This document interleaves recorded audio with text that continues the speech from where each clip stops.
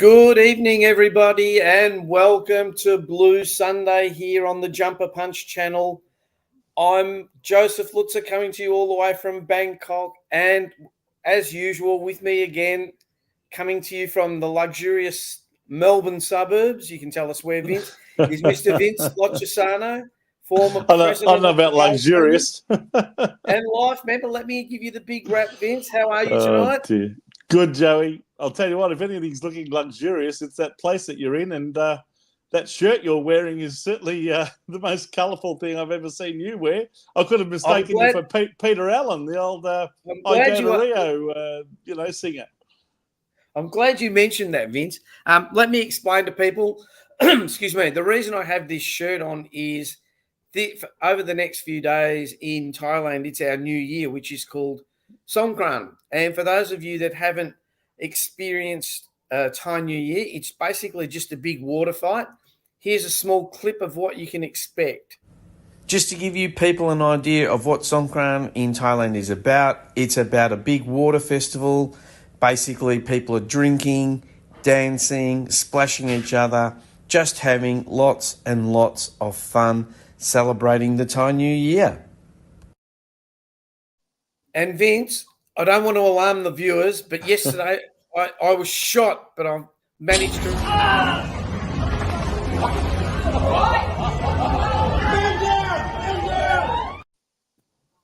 I made a miraculous recovery. I was shot in the heart, but the true trooper that I am, I've come back to life.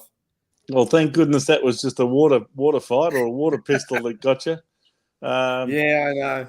Hey, yeah, Vince, unfortunately, that comes on the back of a tragic incident, I should say, over in Sydney yesterday. So, yes, I didn't know. I just my saw thoughts, prayers ABC go out News, to everyone that's affected by that. But you wouldn't like to think that sort of thing could happen in our country, but I didn't realise it does. I didn't realise it was one of them was the daughter of John Singleton.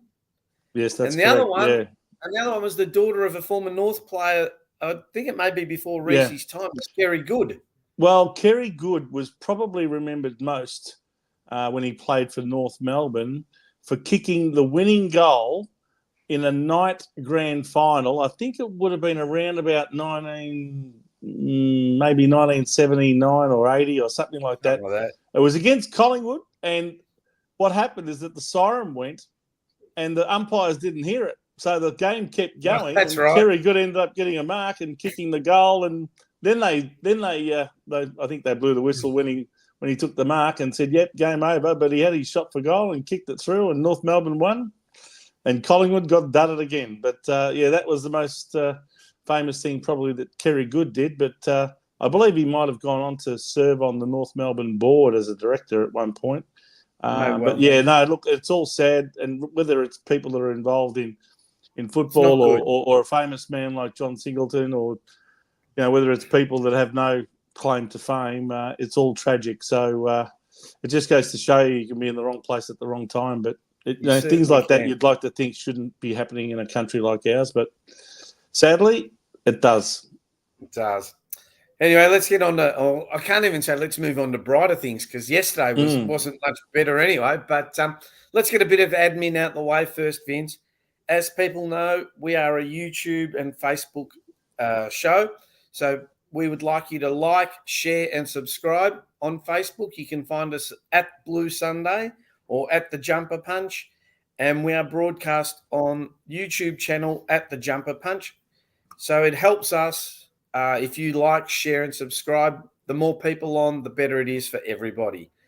Also, the show is sponsored by my company, Retired Working For You Tours. You saw a little snippet before of Thai New Year. That's one of the things that I can give you.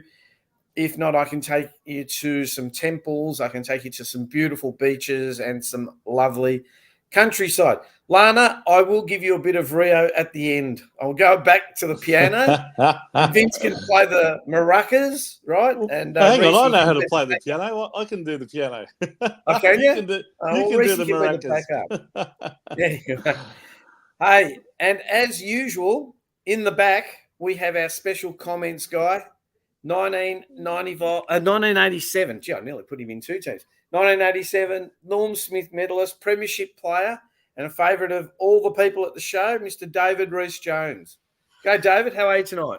Yeah, good to be here. Yeah, fantastic. And G'day, Rhys. yeah, By the way, Rhys, we have had some terrible news up in Sydney. And my daughter and her family, they happen to live in Bronte, just up the road, and they happen to be there in that shopping centre an hour before it happened. So, and my son-in-law, he's good friends with the poor lady who. Her mother who perished, and terrible news. But terrible. Yeah, and then bad news all around. The Blues too. They were bloody just as bad in that last 5 minutes. So. And in the reserves, I mean, situations like yesterday in Sydney put it all in perspective for us, doesn't it? It's at the end of the day, it's only a football game. We'll get over it. It's a 2-point loss. Move on, sort of thing. But. Those things are not easy to move on from, especially if you've got someone involved in the whole thing. Yeah, look, it's a matter of timing, isn't it? If this guy had been there an hour earlier, my family would have been involved. So yeah, it's sad news. Yeah. And John Singleton's daughter and Kerry Good, who a very successful businessman too, Kerry, and. Comes from Ulverston in Tasmania and owns all the pubs down there, all the pubs in the town of Ulverston. I think there's 3 pubs there, and he owns them all. And, not far from Devonport. Give back to the community down there, and very sad news for him and the family. And, now, everyone else involved in it. Rhys, now, how do you like being introduced by Joe every week as our special comments guy? Well, I keep trying to tell him. He's our expert commentator. All right, expert commentator. Let me go back. That's better. Expert commentator.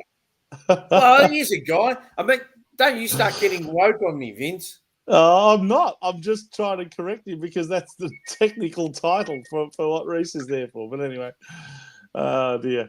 Anyway, Rhys, what did you make of, in general, before we get into some statistics and things like that? Just generally, was that a game that we should have won, that we let slip through our fingers, or do you think that Adelaide deserved to win it?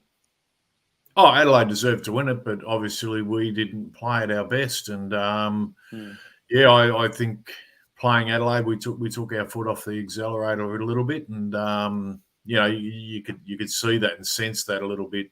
I wasn't at the game, but I would have loved to have been at the game, because I would have loved to have seen Paddy Cripps, to be perfectly honest. Every time I was looking for him, I wanted our skipper to be there and do something. Matt Crouch was there. He was in there doing it, and he was doing the work that we needed Cripper to be doing. And I don't know whether the fatherhood's got to him a little bit over the last few weeks, but he's down on form a little bit, and we really needed him in that last quarter. I thought we needed some leadership out there, and it wasn't coming. So don't like to criticise the great man, but we have to when it's there. Well, let's go over some facts, Joey? Let me put up the score so you can go through the score for us. There we are. Carlton, 14 goals, 14, 98, 28 scoring shots. Were defeated by the Adelaide Crows, 16 goals, 4. That's 20 scoring shots, 100 points even. So at one stage there, with I think it was about 6 minutes to go, Carlton got a 16-point lead and let the last 3 goals of the game slip through their fingers, and Adelaide got up. In fact, I think Carlton still had about a minute and a half to try and get the lead back, but weren't able to do so on this occasion. As you can see there, it was a very even game all the way through, quarter-by-quarter scores. Carlton had a 7-point lead at quarter time, a 6-point lead at half time.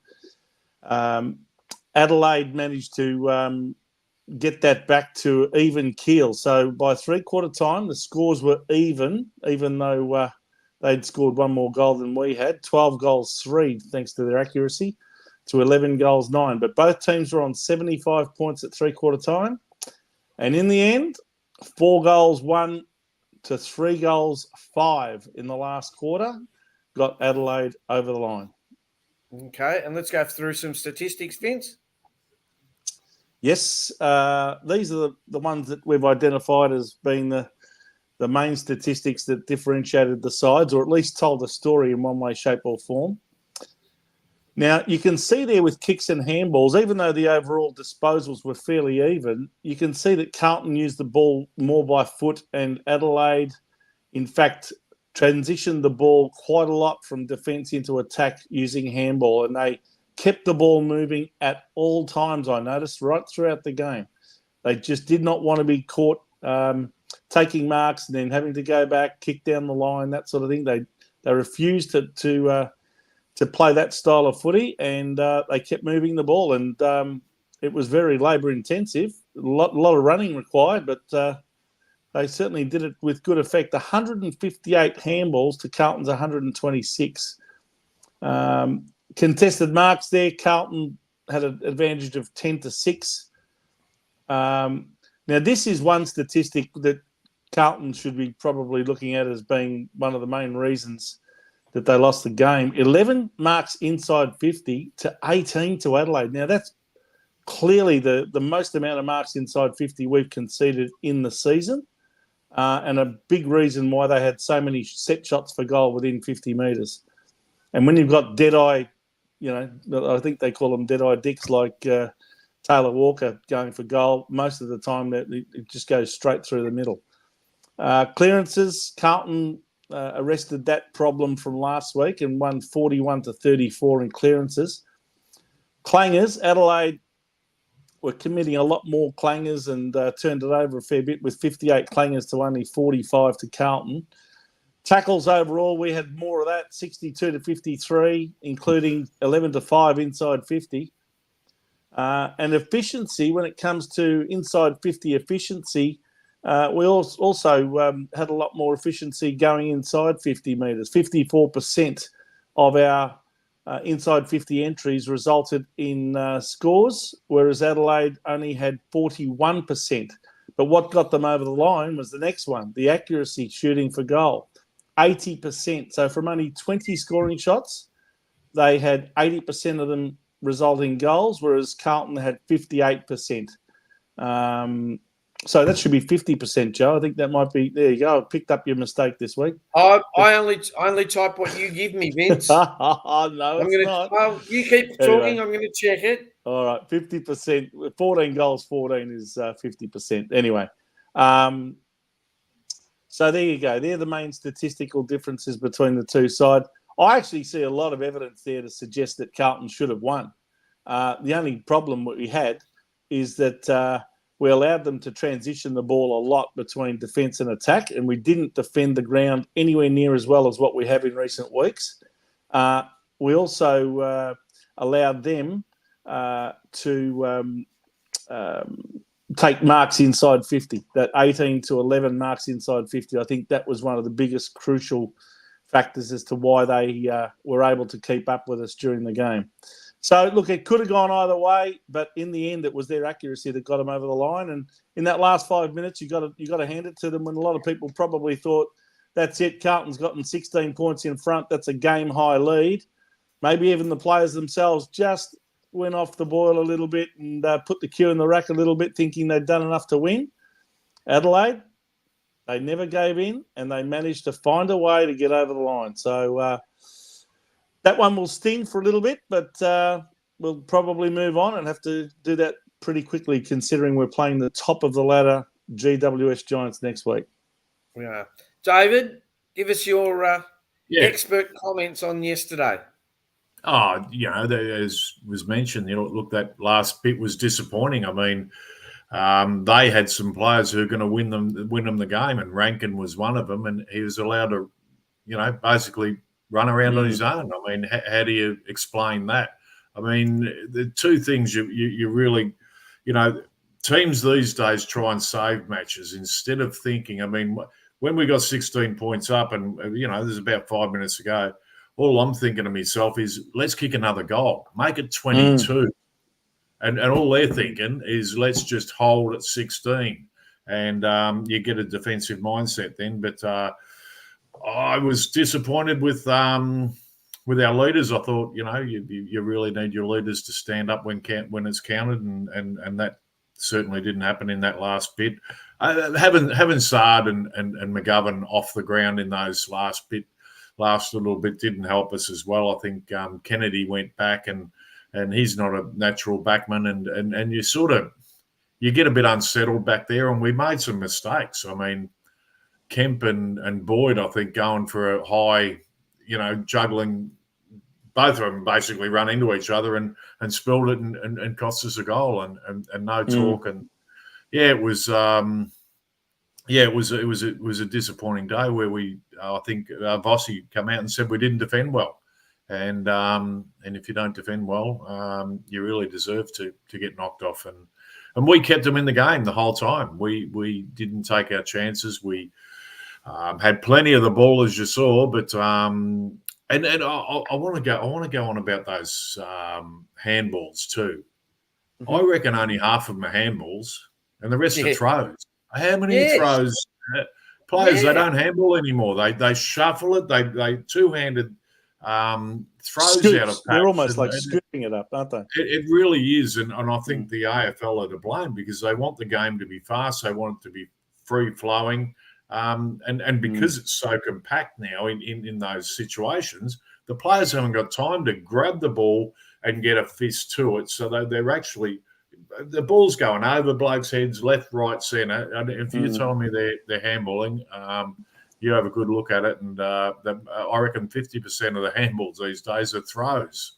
Yeah, it's a blight on the game. For you, Rhys. It's as a rat poisoned daughter of a suicide says. It's the old Teddy Whitten flick pass. Yeah. Well, that was a side pass, but that's because they never handballed left hand back then. They'd flick it to the side, but we used to hit 20, 30 metre handballs and hit blokes on the tit sort of thing. So I think that's become a bit of the game that's they're allowing to keep the game flowing sort of thing. Otherwise, it's going to be ball up after ball up because of the nature of the game at the moment, the way it's played. Talking about that, David, you say it's ball up after ball up. Maybe if they paid a few of the free kicks that are there initially, you mightn't have all this ball up after ball up. I mean, one bloke gets grabbed around the neck and they ball it up, and then the next umpire sees you just a little hand on the shoulder and he'll. I just think the inconsistency is very frustrating. I'm sure you found it frustrating when you were playing. Yeah, and then there was only 2 umpires then. There's 4 of them now, and they still get it. They make twice as many mistakes. There's 4 of them. I'm sure you would have told them too. I did tell them too. It's funny how that bloke, copped it last week. The Jeremy Finlayson. Fremantle. No, the Fremantle guy who gave it to the umpires and got the extra kick sort of thing. Jordan Clark. Yeah, but gee, I would have been giving free kicks away every time they blew the whistle, I think. But yeah, look, it's a different ball game now. But it'd be the hardest game in the world to adjudicate. It would be absolutely, and you can only pay what you see. And now the umpires, because the umpires used to have a bit more feel for the game, they'd run around with us, but now they're stationed in positions and they're actually they're like players who now are guarding areas instead of having an opponent. And we saw that with Wiedering a few times on the weekend. Walker got away from him and he was happy for someone else to go up and take him and just sit back. And that's a new style of footy, but there's a lot of things not to like about it. Anyway, now David, you finally got your pit net in the side. Yeah. Please expand, because I'm sure there's. It didn't come the way I was expecting because it was a late inclusion, even though he probably did know on Thursday or whatever. But yeah, look, I was, I was pretty excited to see him in at that first centre bounce because I thought, hopefully the Connings down forward will be able to stretch and Adelaide haven't got a great back line. So The problem we had, and the problem was twofold. We didn't have our Charlie, Harry, and Tom de Koning spreading and leading and moving. You've got to have movement down there. You can't just all be standing there pointing up in the air and saying, "Kick it to me," because and that's what was happening. And our midfield were falling in for it and just bombing the ball into our forward line. I don't think we had the inside 50s. I think we would have dominated the inside 50s, but we just could not convert that into goals. And when you've got good forwards like that, I want to see, and especially with three of them there, I want to see Charlie Curnow or Harry Mackay or even de Koning at some stage up around the wing, coming up, getting the ball that's kicked out of the back line, contesting that and then pushing down. That would stretch the defenders as well and make it, make life bloody hard for them. We make life easy for our opposition defending team because they know what's going to happen. They know we've got big blokes. We're going to bomb the ball in. They put an extra bloke back there and run it out at ease. And that was really what happened on the weekend. So you're saying, is that coaching then, or is that game plan, or what do you think it is? I can't understand the coaching these days because they run patterns apparently.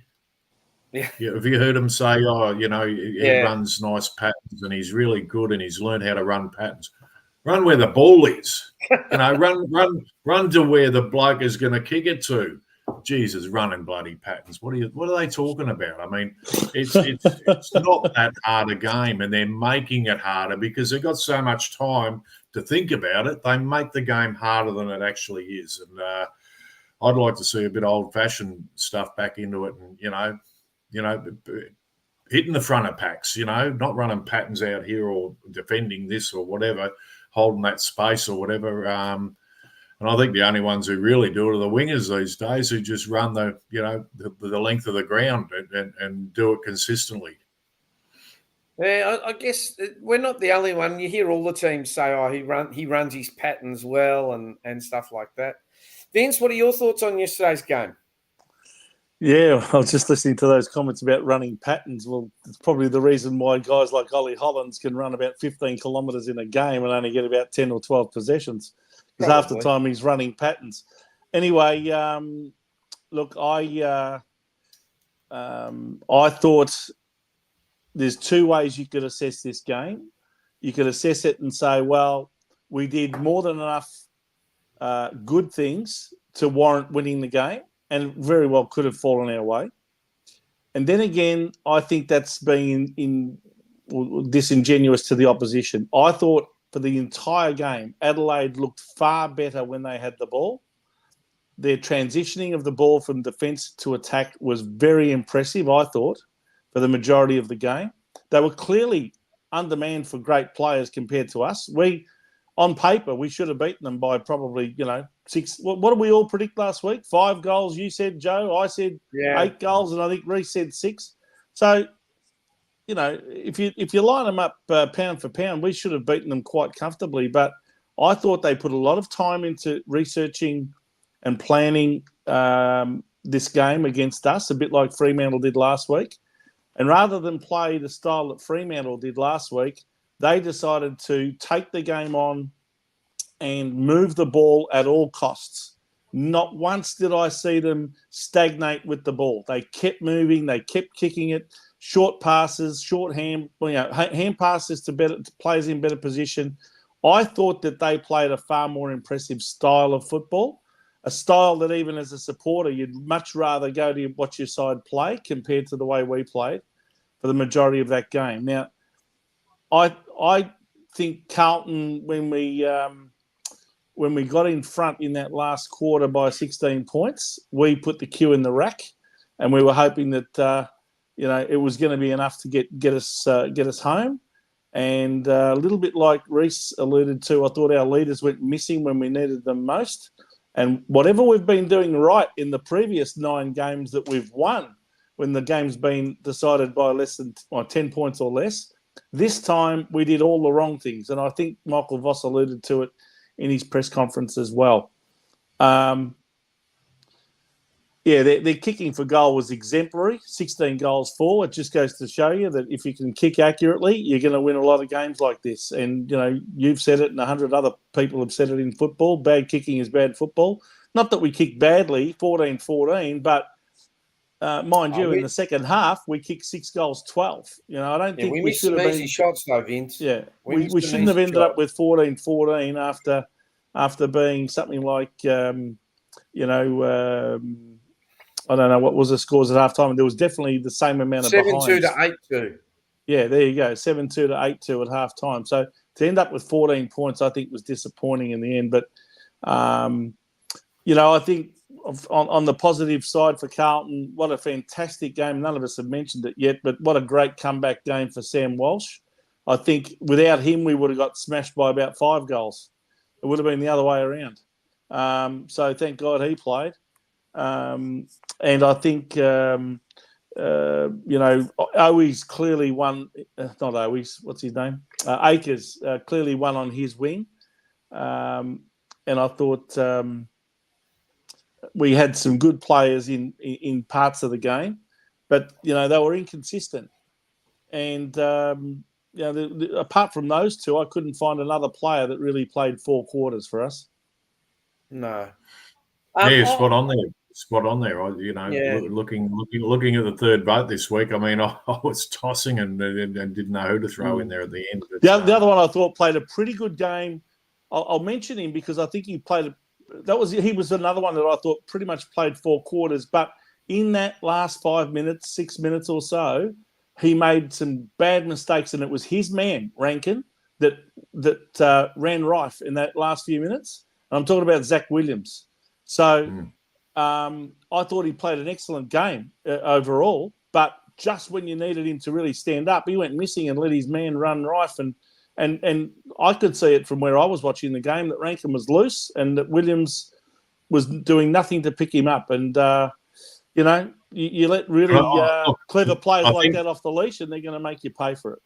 I think that has been a criticism of Zach Williams over the time that, great skills and he'll deliver the ball and everything, but under the real heat, he goes wanting. So, and that's something that, he's got to get out of his game. He's got to prove to the rest of the football population that that's not part of his game. He's got to stand up in those big moments. And as you say, Rankin was a player who was going to, or Tex Walker, they were the two who were going to win the game. And, to allow them to be run around their own was ridiculous, really.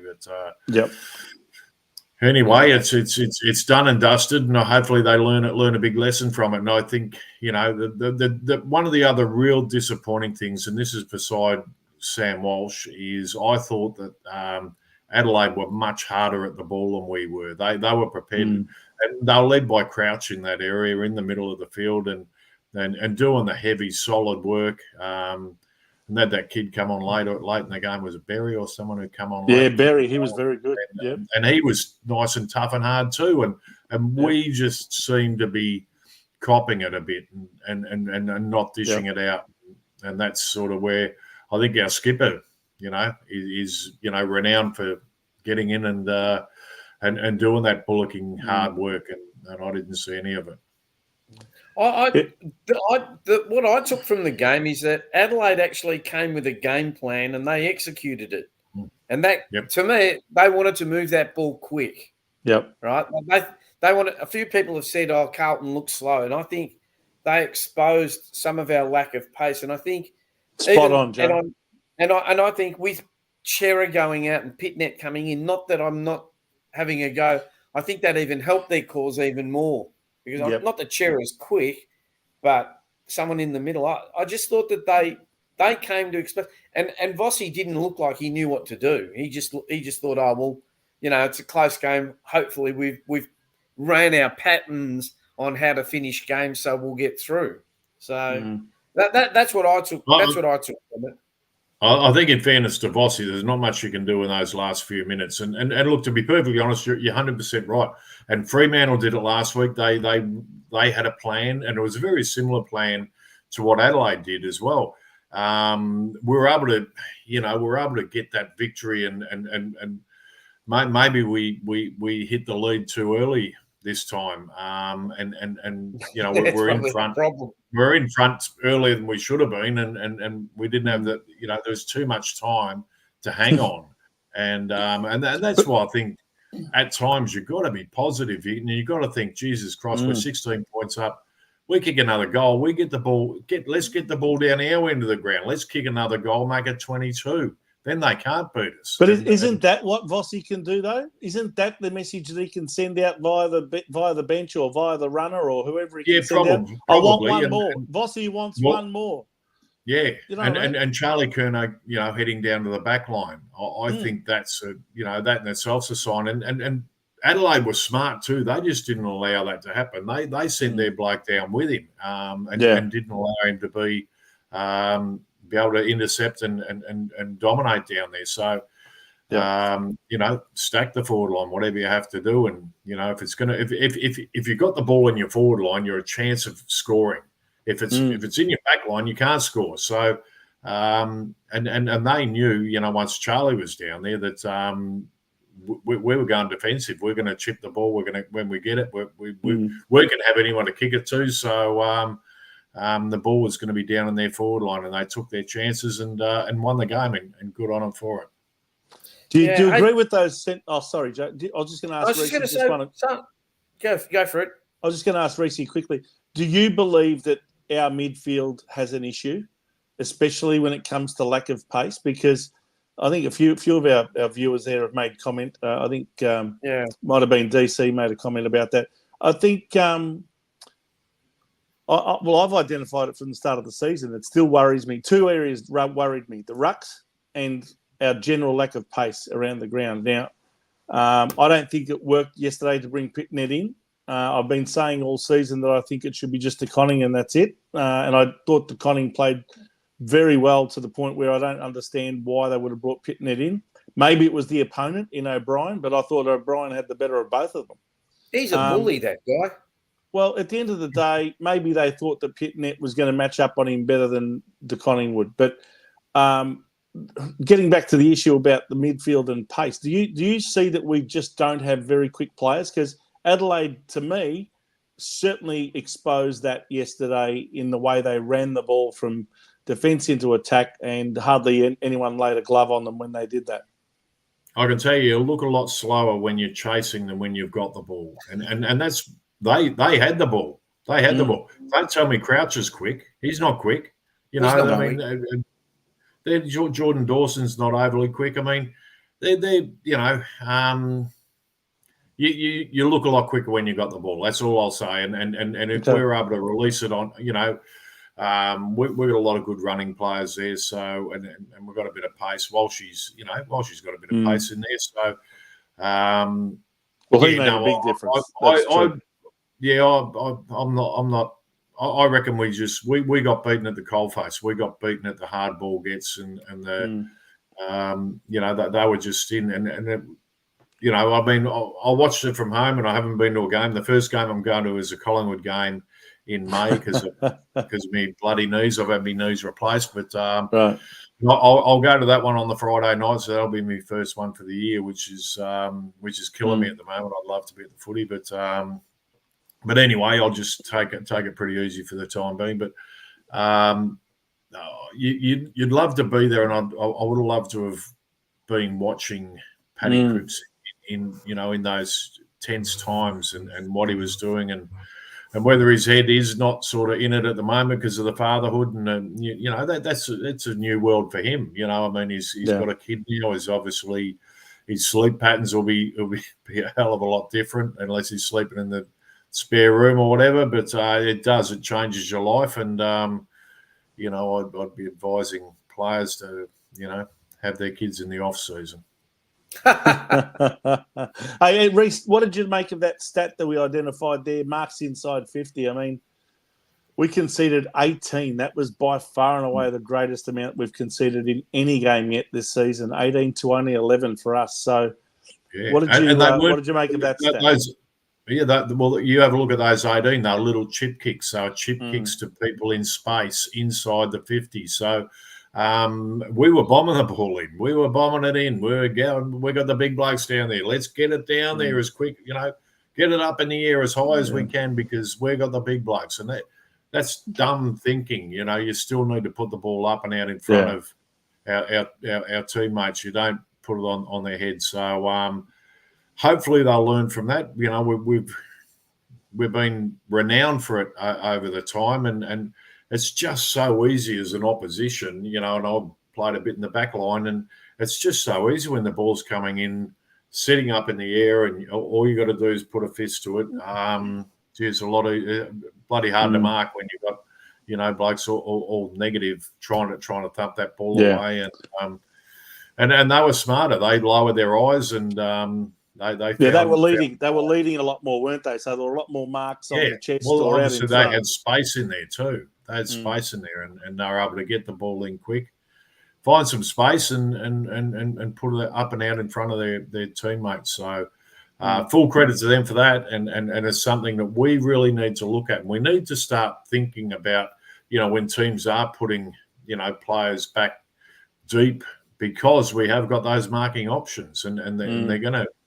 Be 2 and 3 up against us. But we need to also be smarter about the way we play. And I think I'd love to see, Charlie up around the wing through the middle of the ground, Harry up there at times, just Cronning up there at times. If we're going to have 3 big blokes up there, one of them's got to get on his bike. And they're good athletes too. It's not going to take away from them later in the game. So, and especially if they're not touching the ball, the best way is to get up the ground and get a touch and get a feel of the leather and that'll get your confidence going and away you go. But surely if you the game, as you said, David, is not that hard, right? Surely if there's 2 or 3 up punching to Mackay or Kerner, surely there should be a little bloke standing at the front of the pack. Surely. Or are they too busy running their patterns? You'd think that, wouldn't you? I don't know where the pattern is, but it's not front and square. And well, isn't that what you taught as a small forward?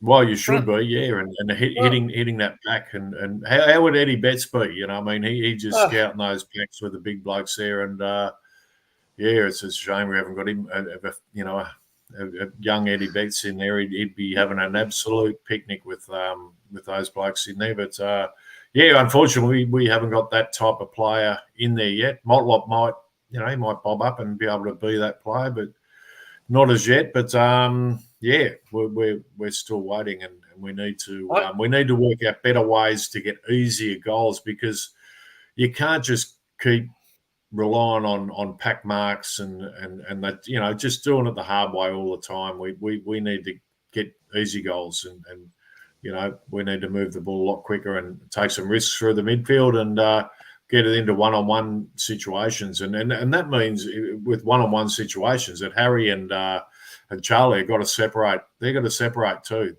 We're going to have 2 options in there when you're coming in. And they need to sacrifice a little bit of their own game in order to help their teammate. That's basically part of team football. And one of them on the lead and one along, if it's not on sort of thing, it's they really need to work better together rather than against each other, which makes it easy for their opponents. Rhys, there was a passage of. Sorry, go on, Joe. I know the problem. You know who the forward line coach is, don't you? All right, tell me. I'll tell you it's not. Oh, Jordan Russell's a forward line coach, is he? Well, it's not Aaron Hamill. Why isn't it Aaron Hamill? Why is Aaron Hamill's coaching the defenders, apparently. Yeah. Aaron it's Hamill. crazy. Yeah. Hey, by the way, Rhys, what I was going to bring up is there was a passage of play there right in that last 5 minutes where Matt Owies had the ball and I don't know what sort of a kick he was attempting, but he potentially could have kicked a goal. It ended up back at the other end of the ground and Adelaide got a goal. So it was a 2-goal turnaround, really. That could have iced the game. Now, some people are very critical of Matt Owies for the kick that he attempted, but you do see these kicks on the outside of the boot, which quite a number of small forwards use. Now, is it because he just doesn't have the class of a Bobby Hill or a Charlie Cameron that he can't kick a goal like that, or is it just a bit of bad luck at the time? How did you see that little bit of play there where we could have actually won the game, but in the end, the ball went nowhere and Adelaide grabbed it in the last line of defence and transitioned it over to the other side of the ground and kicked the goal? You have a look at one earlier with Charlie Curnow on the outside of the boot, and I don't think that was really intended, but that was like a chaos ball. That was a chaos ball bouncing end on end. And as a backman, you panic in those situations because you've got to be clean. You've got to be, and the ball can go anywhere, it can bounce whichever way, and all of a sudden, so that was one that worked. So those sort of things can work, but I don't know why they don't kick with their left foot. I mean, they're full-time footballers now, aren't they? And they can't kick with the left foot or handball with the left hand or I don't know what they do down there all week. But, all three small forwards.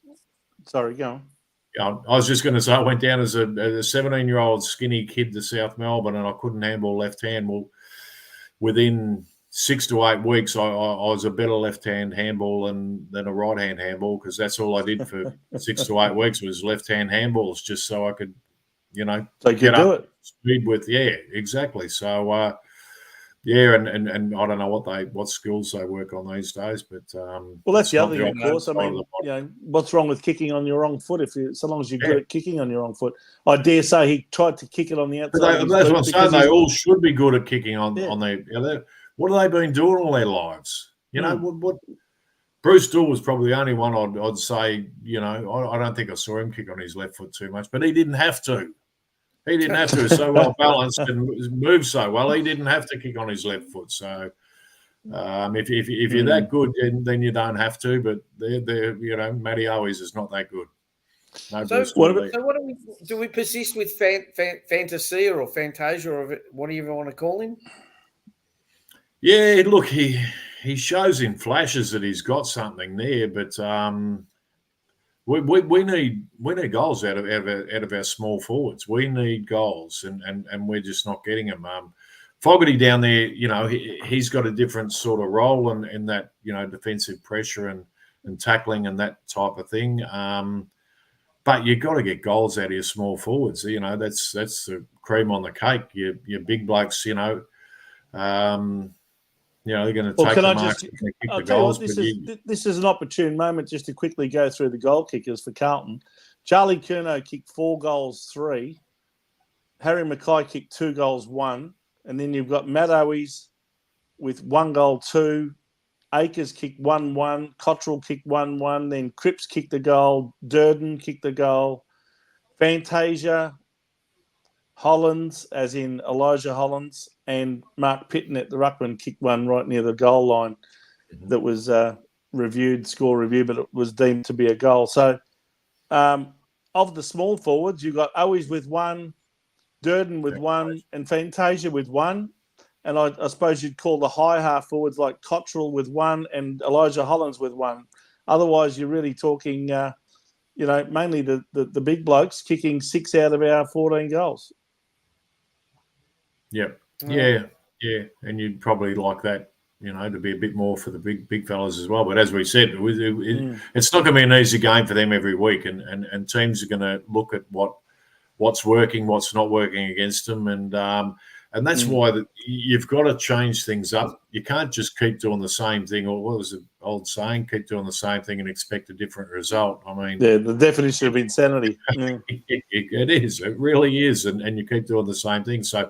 So our forward, Jordan Russell, whoever our forward coach is, they've got to change it up. They've got to, try something different, do something. It's not that hard to do, and you can also bring players into the game a bit more by doing something different. Whether it is pushing Charlie, just giving him the whole, from the center line across, just give him that whole space to move in. And just say, Charlie, we want you everywhere. We want you basically as a ruck rover in that front half of the ground. Well, that'd be a nightmare. Who'd want to play on Charlie Curnow? Who'd want to be a backman playing on Charlie Curnow who's got that license to run anywhere he wants?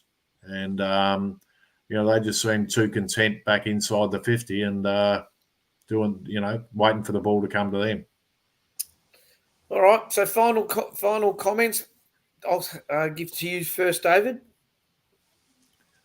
Yeah, look, disappointing. As I said, it's like having a punt. So it's like hitting the lead too early. I think they hit the lead at the 200 and they just had nothing left in the tank. They were struggling at the end. Look at the Trops when you're in front and the bloke's whipping it and the others are catching up. Yeah, they're catching. They're coming 100 miles an hour and there's nothing you can do about it. And that's how she rolled. I mean, look, put it this way, the week before, the opposite happened. So I'd like to see us be more positive when we have got a lead, though, and just trying to build on that lead and keep working on it. Win 4 quarters of football, and then you win a game of football and win by a couple of goals, each quarter sort of thing. You've won by 8 by the end of the game. It's easy maths, that. I've got one more question before I give you my final comments. Rhys, in terms of Michael Voss and his responsibility as senior coach, was there anything there that you felt he could have done other than what you've already suggested, which is to maybe, get the message out, I want one more goal? Is there anything else from a positional point of view, shifting the magnets around that you think he could have and maybe should have done in that last, 7 or 8 minutes of the game?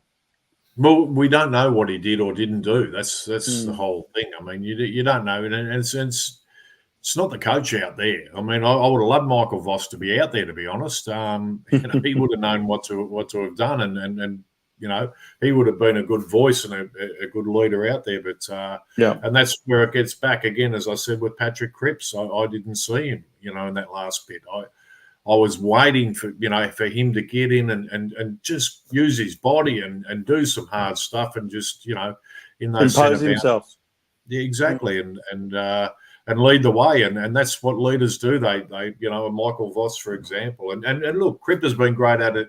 Don't get me wrong, he's been great at it for a long, long time too, and he's shouldered a lot of the load and said to the boys, but. We needed him. We needed him on the weekend, and as I said, I'm watching a screen that doesn't show the whole play. So from that point of view, I really not really want to comment on the coaching side of things. I think the coaches give their instructions, and the players have got to get out there and besides obvious moves that can be made. I don't know whether it was his choice to move Charlie Curnow deep in defence, but and it has worked for us before, but it's pretty predictable now. Okay, Vince, your thoughts? Oh, look, I think I've given you most of my thoughts. I just think that it's a wake-up call. I think especially for anyone who thought that we were just coasting along and, purely because we were 4 and zip after 4 matches, probably a lot of people thought, oh, here we go, wear the ants pants and starting to drink our own bathwater. I don't know that we've been all that convincing in the 4 matches, to be honest.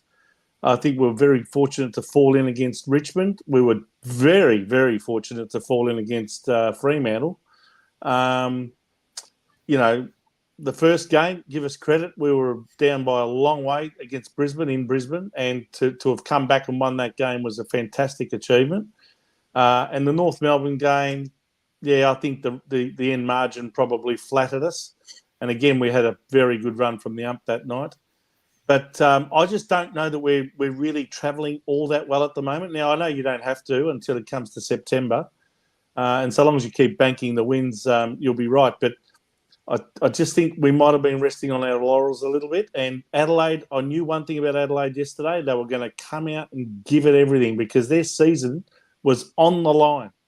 And you could just tell in that last 7 minutes, they were pushing and pushing and pushing. And we were the ones that were bereft of any answers. And I just think, we should get the wake-up call that we deserve as a result of last night's 2-point loss. Anyway, let's move to the votes. So, David, how did you see your votes?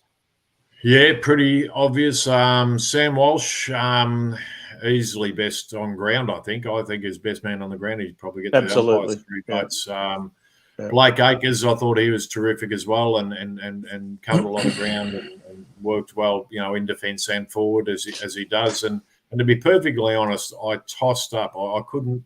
Yeah, Well, actually, I'll tell you. I did when Vince sent me a message to send the votes, I went Sam Walsh 3, Sam Walsh 2, Sam Walsh 1.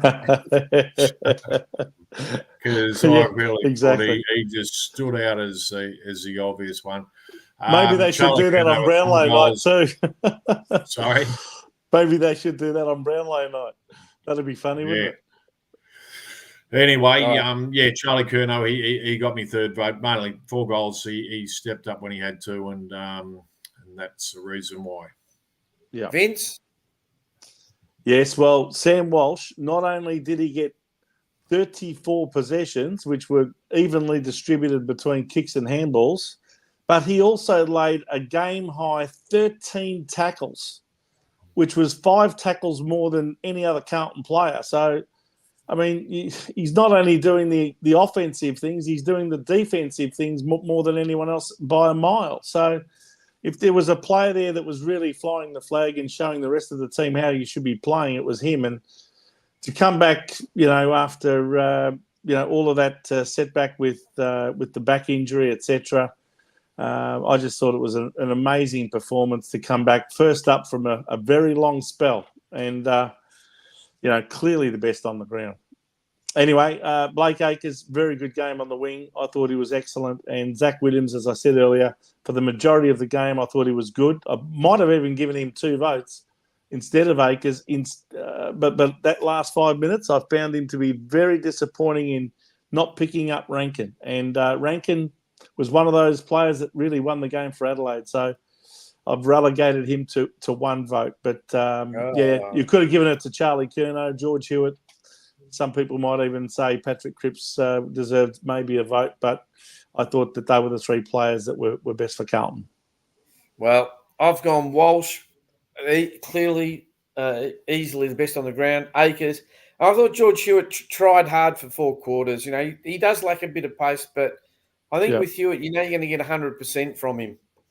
And he laid 7 tackles too. And Cripps 8. So, they did the defensive things for the majority of the game. Walsh, Cripps and Hewitt. So our leaderboard, Harry McKay's still out in front, 21. Mm-hmm. Cripps on 17. And Sam Walsh has played 1 game and rocketed to 3rd. There you go. Equal 3rd with Jacob Wiedering. Yeah, and Tom DeConning on 7. Okay, so next week... Oh, sorry. That brings us to my next bit. I'm slipping here a bit. I must be still hungover. Brings us to... It's all those water pistol fights that you've been having. It is. Yep, Spirit of Carlton Award. Yeah, Spirit of Carlton Award. It goes to Sam Walsh. And obviously got the 3 votes, but what a magnificent effort, as Vince said, coming back from a back injury, which... only going back 3 or 4 weeks, there was talk around the club that he might not play this year. I mean, there was certain things being said around the place. A lot of doubt would have been in his mind where he was at.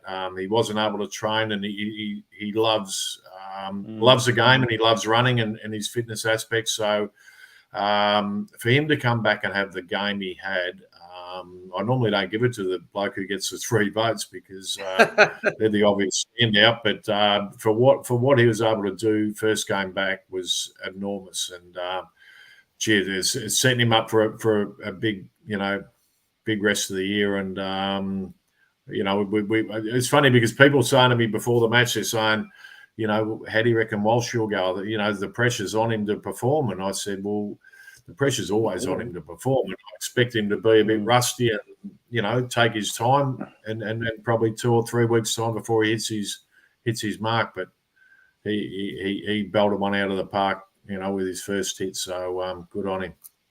That's it. Now, guys, that brings us to next week. Big game. Carlton versus GWS. Saturday the 20th of April. Same bat time, same bat place. Marvel Stadium. The fourth out 4:35. of five Twilight games in a row. After It that, we is. have another one against Geelong. Anyway, now before we move on to whether we think we're going to win, lose, or draw, let's just have a look at our injury list. So You've got Matt Carroll, who's got a groin indefinite. David Cunningham, calf 1 to 2 weeks. Sam Doherty's out for the year with the ACL. Lachlan Fogarty, broken hand. They said hand, but I think it's a wrist. So 2 to 3 weeks. Caleb Marchbank, apparently he's got a sore back as well as concussion, but it's a test. Jack Martin and Jesse Motlop both have hamstring injuries. Martin's still out 4 to 5 weeks. Motlop's 1 to 2 weeks. Jack Silvani is out with the knee. And then you've got Mitch McGovern, Adam Sard, and Adam Chera all with hamstring injuries. So I don't think they'll be a test either. I don't think they'll be playing. That's what it says on the website. I think you'll find the reason why they've put test is because they all have to still have their scans done tomorrow, probably. So we won't find out the extent of Adam Sard's hamstring injury, which caused him to be subbed out of the game yesterday. We won't find out the extent until early this week. Same with Mitch McGovern. And Adam Chera, well, clearly he wasn't good enough to play yesterday. Whether he's good enough to play next week, I guess he'll probably get a fitness test. If he's done a hamstring and he's good enough to play this week, then the odds are he's had a pretty good week out on the poppy pills, whatever they are. Oh, that's right. That's what happens, isn't it? That's right. Tight hamstring is code language now. He's been out on the gear. Oh, has he? Hey, they're not allowed we shouldn't. We shouldn't. Well, every player's questionable now. You've got to question every player now who misses 1 week with a hamstring. In other words, he was up for a drug test and he thought, hang on, I might fail this. I better get pulled out of the team. Yeah. Well, that's what they're saying. It's happened in the past. It's just on the injury front. There was, I mean, something about a Royal Commission on injuries, but right across the competition. I mean, we're coming up this week, and the big fella, what's his name, Taylor, Sam Taylor. Sam Taylor. He's going to miss with concussion this week. A lot of people. Caniglio's done his knees, so he's out of action. So two very, very good. Sam Taylor's probably the best backman in the league. So, I think Harry and Charlie be rubbing their hands together, not having him out there this week. But Caniglio's obviously a ball magnet for him and gets a lot of possession. So they're going to miss, some good players this week. So that gives us a great opportunity, and hopefully we can. I watched a bit of the VFL today. I didn't watch much of it, but. Didn't look to be much back there either. There's nothing else coming up from there on this. Maybe Jackson through there. And well, we're going to fill 2 spots. We're going to, Sard and McGovern. They've got to be filled, and who does that? Who knows? Well, maybe Lewis Young comes in for McGovern. I don't know. Yeah, probably is. Yeah, obvious. What about Chincotta? He didn't even play. I don't think he didn't play in the VFL today. Did not even play in the VFL. Must be injured. Yeah. Must be injured, not on the injury list. Anyway, what do you think? What are your thoughts? Joe, you're going first. Oh, me. I'll go first. I'll go first because I'm always positive, and I reckon we'll get up by 15 points.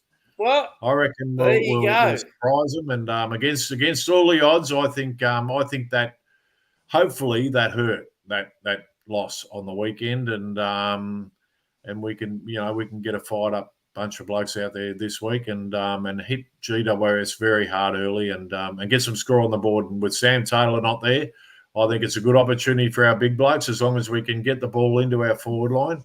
And I'd be looking for 10 plus goals from Harry and Charlie. Yeah, Vince, do you want to go next? No, you go next. I'm going to tip Carlton by 5 points.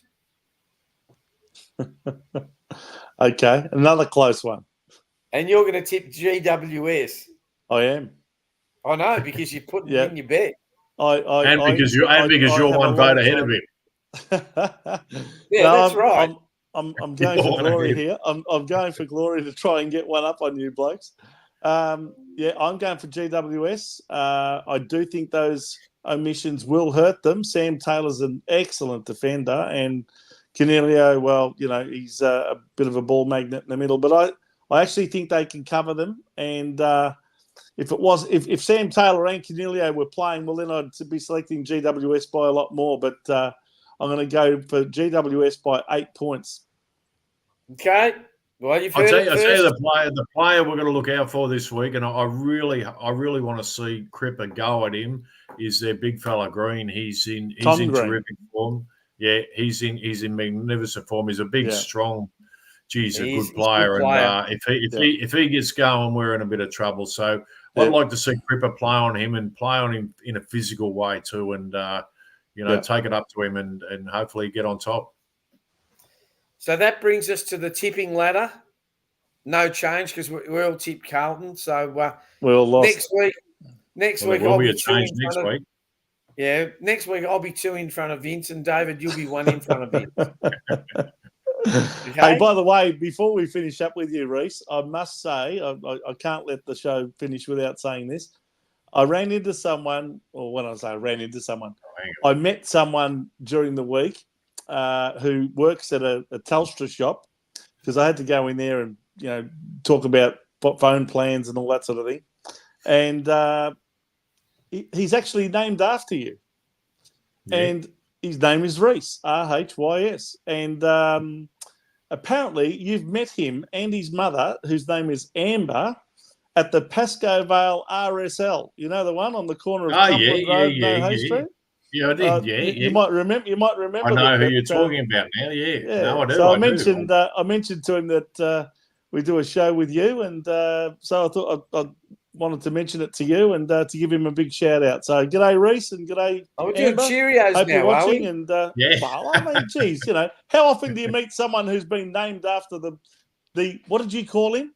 Our special comments guy. Oh, yeah. Vince. He's named after our expert commentator, Joe, Mr. David Rhys-Jones. Back office if you don't. And for all those knowing, I'm not hanging around trying to pick up old birds at the Pascoe Vale RSL either. He goes to any RSL. How about you give him a shout out, Rhys? Because I know that. Yeah, good on you, Rhys. And we were there doing a function with Shane Templeton. I think it was a grand final function. Might have been something like that. They did say it was a function, yeah. Yeah. And his mum Amber is well, you were her favourite player. She's a staunch Carlton supporter, and she loved you so much that she named her son after you. There you go. He'd be about 20 years of age, something around that, 2021. Yeah, in his 20s, Yep. So you're talking about now. For all you female Carlton supporters, just hang out at any RSL on a Friday or Saturday night. And you'll find David drinking soda water these days. He's off yeah. That's it. I'm still yet to you following in the footsteps of Jimmy Buckley. He's off the grog. Well, we were at a Carlton function, the Hall of Fame function a few weeks back, and I reckon you could have got odds on us two sitting at a table and not having a drink. And very well behaved so far. So okay, let's keep it up. There you go. Hey, David, before we go, we know that you're an ambassador. I've got the right sign this time. Vince has given it to me. So the Prader-Willi Syndrome Association of Victoria, big month coming up in May. So David, just give us a quick shout out about what's happening. Yeah, we have our major fundraiser in the last 15 days. Prader-Willi syndrome affects the 15th chromosome. So for 15 days in May, we'll be running our major fundraiser, and I'm an ambassador for them. And the Prader-Willi Syndrome Association of Victoria, and we raise money to help the families and some research into a very, very complicated condition that affects my son Cooper, who's there with me there. So he's 20 now. He's a big boy, and all good. So closer to May and all through May, we'll be giving it a shout out. I'm sure all the Carlton supporters out there are more than happy to put their hands in their pocket. And I think David's going to make a guest appearance on the Jumper Punch. Well, yeah, okay, yeah, you've announced it now. Wow. So, yes, David, I only asked him about an hour ago. David has agreed to make a guest appearance on the Jumper Punch on a Tuesday night. It'll be the last day of April, seeing May is the month that they do all of their fundraising for the Prader-Willi Syndrome Association of Victoria. So, Tuesday, the 30th of April. Everyone out there, you might want to put that one in your calendars or in your diaries, whatever you happen to use. That's the night that David will be a guest on the Jumper Punch with Rocco, Paul, and Mars. So make sure you tune in on that night. It'll be a lot of fun, I'm sure. It certainly is. Hey, David, we'd like to, on behalf of all of us at the Jumper Punch and Blue Sunday and all Carlton supporters, thanks for joining us. And we will see you next week after another Carlton victory. Yes, let's hope so. And, go the Mighty Blues. Thanks, guys. Thanks, David. Good on you, Rhys. That's our expert comments guy. Oh, how about just expert commentator, Joe? Oh, no, I want to annoy you. You want to make him a guy all the time. Our special comments guy, he's our expert guy. Comments guy. He's our guy. Okay, he's our guy. Yeah, fair enough. Vince, let's get going. There's apparently some other teams played this weekend. Yes, indeed they did. Go for it. All right. Well, it all started, as usual, on a Thursday night at this time of year. We had Melbourne and the Brisbane Lions, and we successfully tipped this one as part of our multi for the week. Brisbane, very impressive indeed, coming off a very good win the previous week over there in Adelaide against North Melbourne. Certainly got their confidence up and outplayed Melbourne on the night. 12 goals, 10-82 to Melbourne, 8-12-60. And I think Melbourne were looking forward to the bye that they'll be getting this coming week because they've played 6 games now in succession. So I think they were all looking forward to the rest already before they played that game. Next game was on Friday night, and this was a very impressive performance, total about face compared to last week from Essendon, who got smashed by Port Adelaide over in Adelaide. But this week they came back, and on Marvel Stadium they demolished the Western Bulldogs in the end, 15-6 with accurate kicking, 96 to the Western Bulldogs, 9-13-67. That was a 29-point victory. And Essendon knocking on the door. 2 things about this game, both in for the Bulldogs. One, did you see Tom Liberatore just sort of pass out in the middle of the ground? Yeah, that's quite scary. That was very scary, I thought. Not good. I think that's a very serious situation, and I dare say he'd have to pass a lot of concussion tests during the week to make sure that he plays if he's going to play next week at all.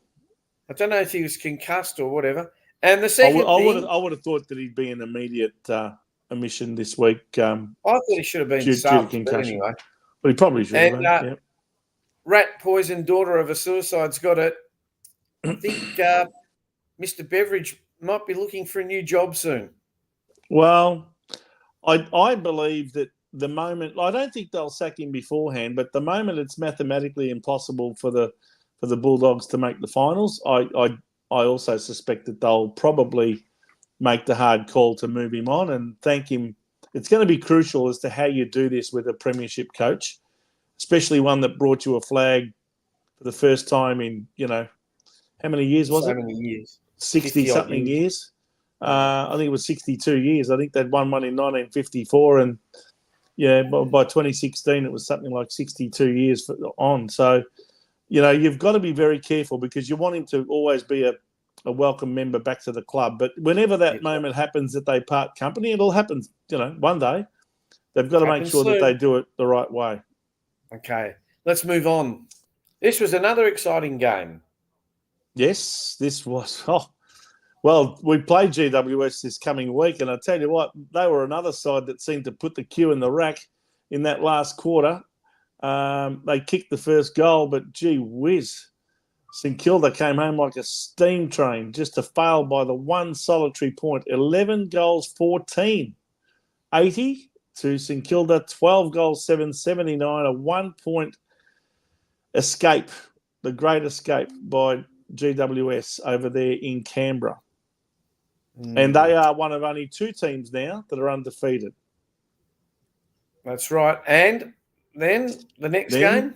The next game we had was at night, last night. The Gold Coast Suns were travelling along nicely, actually. 16 goals, 13, 109. Very comprehensive 53-point winners over the winless Hawthorn Hawks. 8 goals, 8, 56. Okay.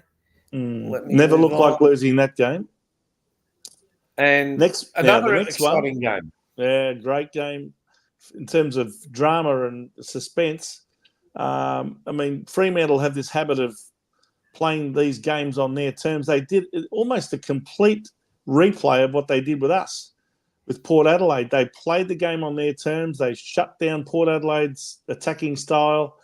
And, you know, in the end, again, they had about a 1.5 goal lead going into the last 4 minutes or so. And what happens? Port Adelaide starts to throw caution to the wind and just take risks and take chances. And they got a big mark from Charlie Dixon in the forward 50 to get within 3 points again. And then they finally kicked the goal with only about a minute to go. And the Dockers couldn't find a way to get back another goal. So yet again, a goal and a half in front, just like last week against us.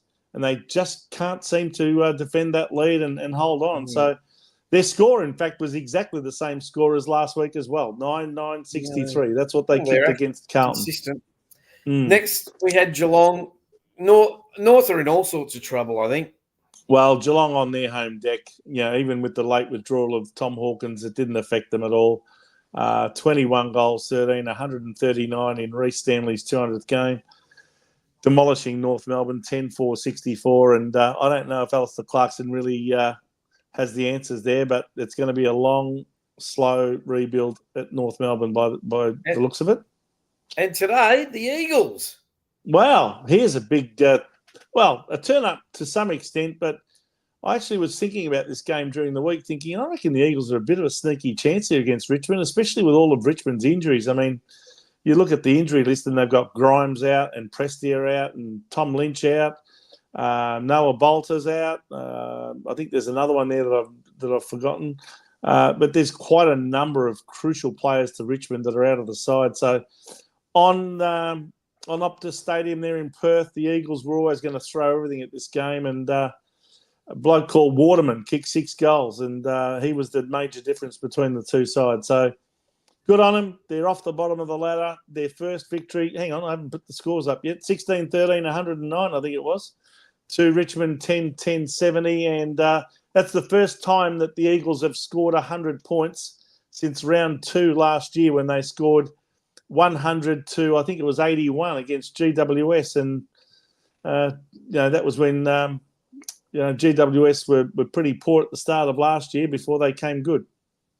So well done to the Eagles. Let's go to the ladder, Vince. All right, the ladder. You can see there, as I said, that GWS and Geelong are the only 2 unbeaten sides now that we lost. So they're both at the top on 20 with quite healthy percentages, both of them. Port Adelaide's breathing down their neck with the same sort of healthy percentage, 139.9.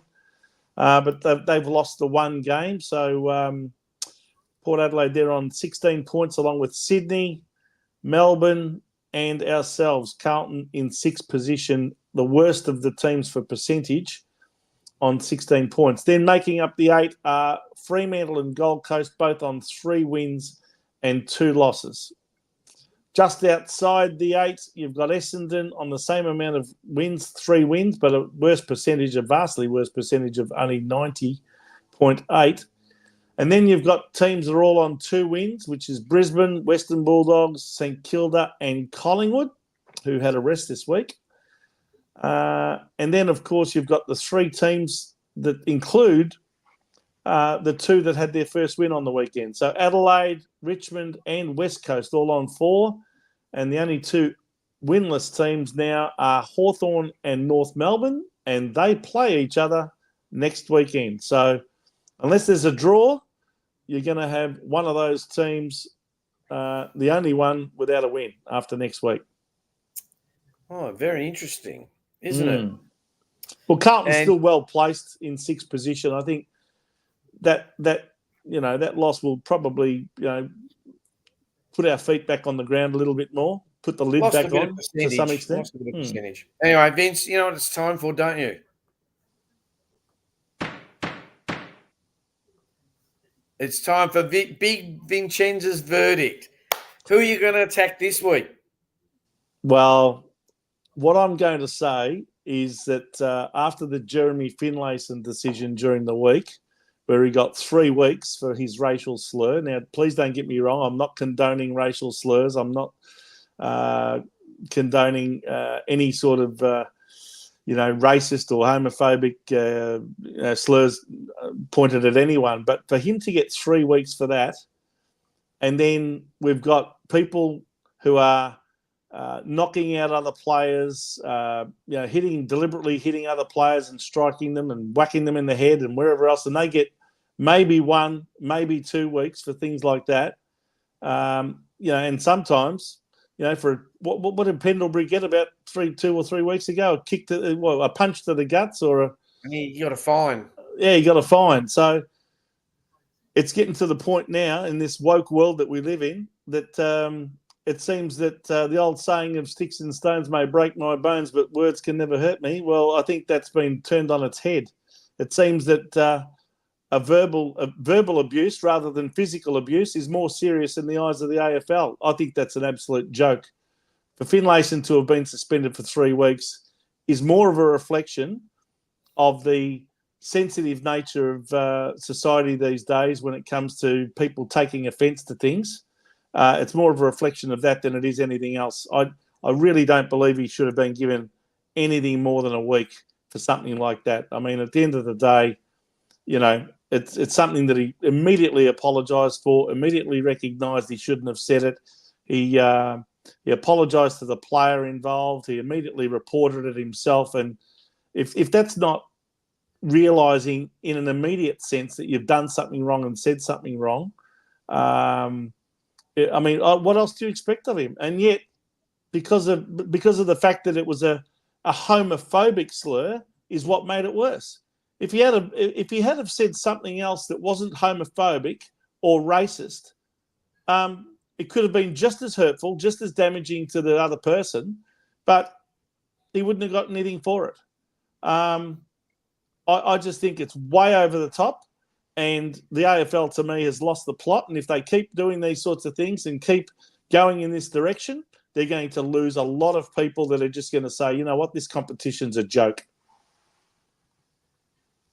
Well, you can take drugs and not get suspended. Well, that's the other thing. That's the other thing. They are so conscious of this racial thing and the homophobic thing, but when it comes to drugs and all that sort of thing, no problems.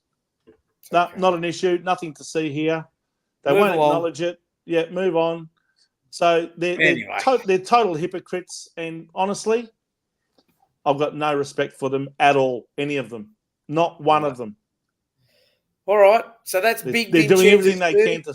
They're doing everything they can to stuff our game right up.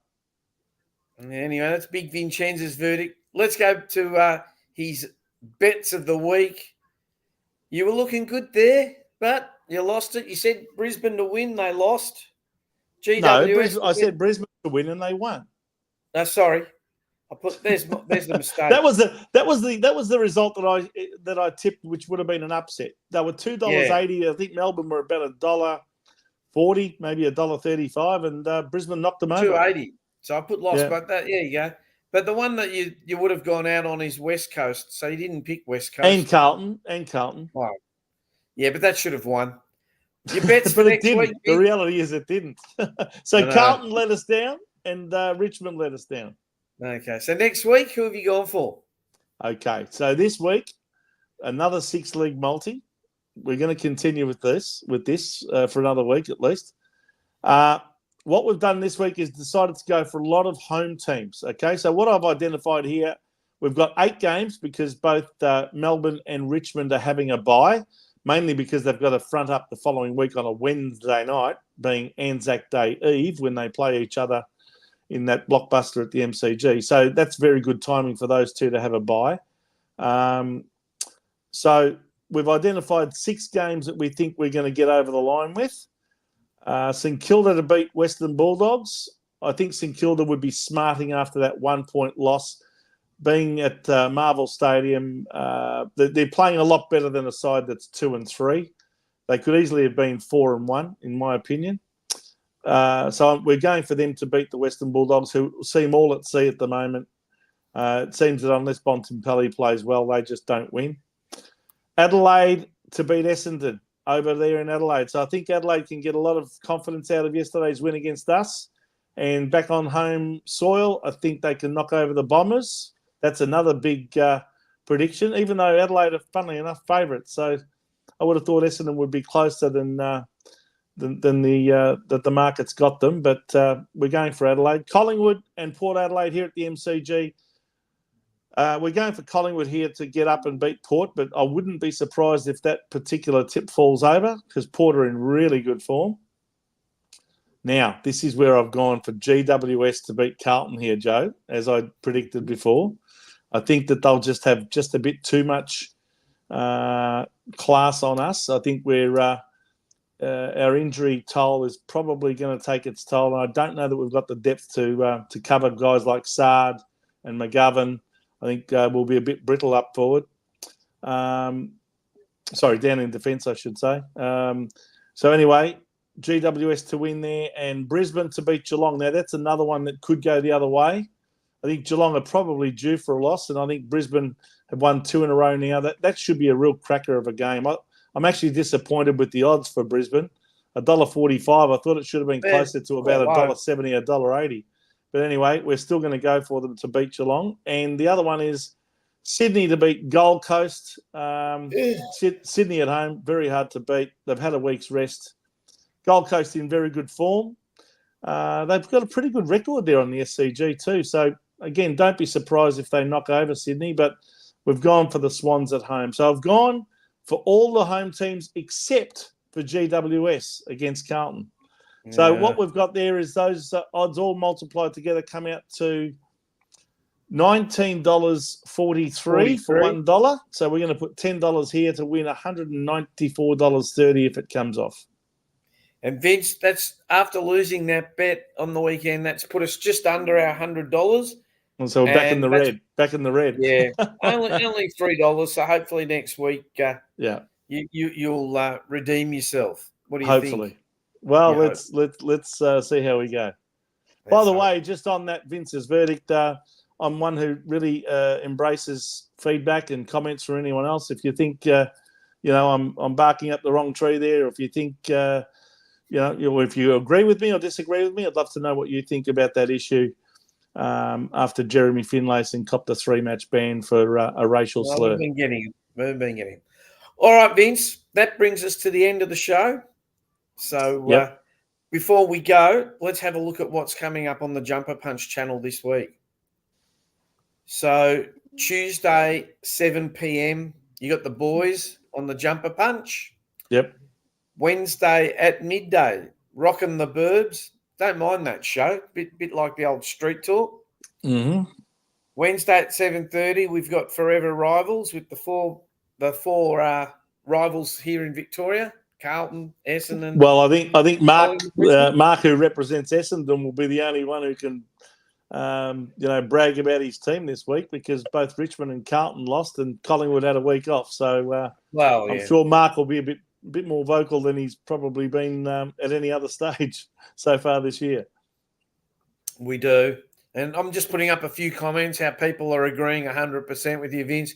We got Rat Poison, Daughter of a Suicide, Enzo, Petra. Peter V, Wayne Montgomery, DC. So they're Fantastic. all. I think everyone's agreeing with you. Loccisano, our regulars. All of our regulars. Thursday at 5:30, we've got the change room with Rash and Sam. Yep. Friday midday, we've got double, which is predominantly a basketball show. Sorry, I'm just reading Lana's comment. She wants me to get on the piano and give us a bit of Peter Allen. So I might do that. She's been hanging on for this. I know. And then Sunday at 7:30, what can I say, Vince? The Jewel and the Crown, Blue Sunday, brought to you by yours truly, Big Vincenza and David Rhys-Jones, our expert by the way, commentator. Before we sort of wrap up the show, can I just give a big shout out to Enzo? I think he's watching. I think he made a few comments. Enzo Valentino.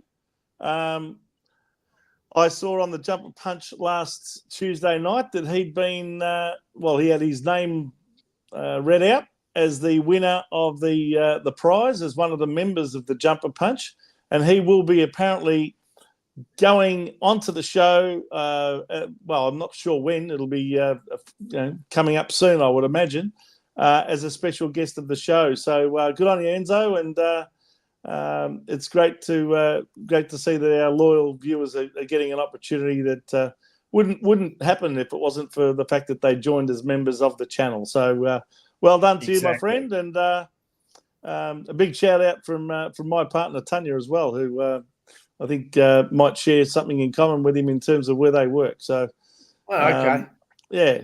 So good on you, mate. And the other one is Paul. This is the Cheerio show. Yeah, this is the Cheerio segment. Paul Menta, if you're watching, g'day to you. Always great to see you joining in, and give us a shout out one day from your end. So that's about it, Paul. Paul.